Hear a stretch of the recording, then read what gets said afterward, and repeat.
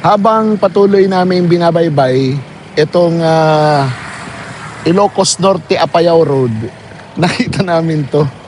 Signboard na naman ng SIDEC Builders.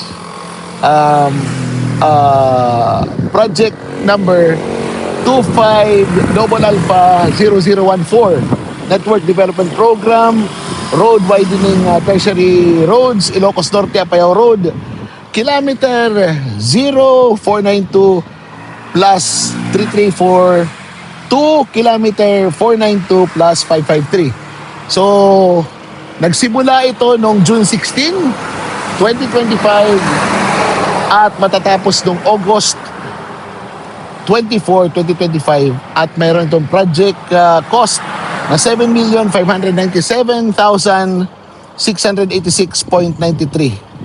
DPWH Ilocos Norte, First Engineering District, Source of Fund, GAA 2025.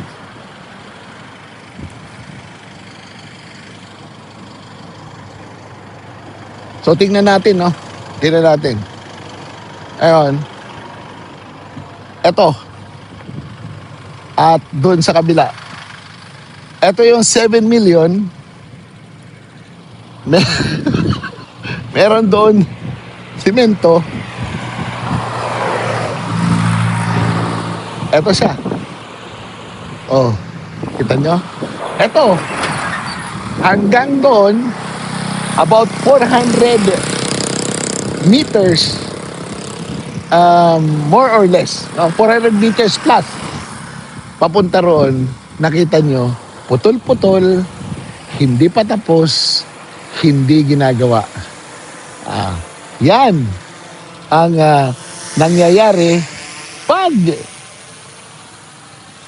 ang taong bayan ay hindi nagbabantay sa kanyang karapatan patungkol sa mga gawaing bayan. Dito pa rin to sa Ilocos Norte kung saan sinasabi na walang korupsyon ang First District ng Ilocos Norte. O paano? Paano? Sayang ang bayot!